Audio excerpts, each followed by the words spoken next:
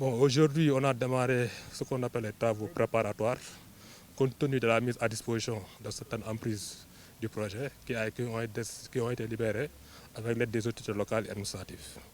Donc ces travaux ont démarré au niveau de Mour, notamment où sur cette section-là, la grande partie de l'emprise a été libérée.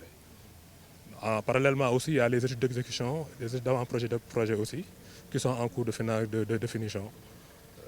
En plus, l'entreprise aussi est en train de se mobiliser. Donc tout ce qui est installation, etc., est en cours de finition. Donc, on peut dire que bon, c'est vrai qu'on n'a pas encore atteint la vitesse de croisière, mais depuis une semaine de projet, on peut dire qu'il a véritablement démarré sur le terrain. L'autoroute Mbour-Fatick-Kaolack est le prolongement de l'autoroute AIBD Mbour. Elle est longue de 100 km et sera en 2 fois 2 voies extensible à 2 fois 3 voies. Elle sera réalisée aux standards internationaux à l'image de ce qu'on a déjà fait sur Ila Touba et sur AIBD Moutiès. C'est une autoroute très importante pour ce pays parce que l'autoroute permettra d'une part la desserte de l'aéroport pour tous les usagers qui viennent de la zone centre, notamment à Fatick et à Kaolack. Et d'autre part aussi, elle permettra de relier très rapidement, par voie rapide, le centre du pays comme Fatick-Kaolack et au-delà. On réaffectera vers les grandes métropoles comme Dakar, Mbour et Thiès. La durée de travail est estimée à 45 mois, ça c'est le délai contractuel. L'ordre de service de démarrage a été notifié à l'entreprise le 11 novembre dernier. Donc au regard du délai contractuel, la fin des travaux est prévue en août 2025.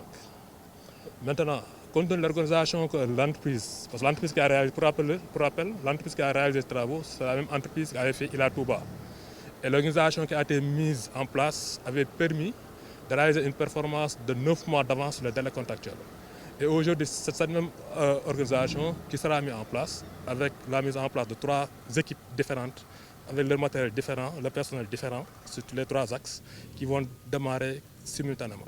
Le projet, quand il attendra sa vitesse de croisière, on estime le nombre d'emplois à environ plus de 4000 emplois.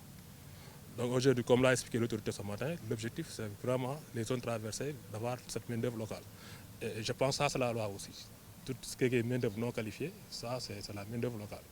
Et nous on verra à ce que ça soit respecté. Non, les administrations se passent très bien. En tout cas, jusqu'à la date d'aujourd'hui, je prends la première section de Mbour à Tchadjaï, de 22 km, on a à plus de 90% de paiement des impôts, il n'y a eu aucun problème. Sur Fatick, toutes les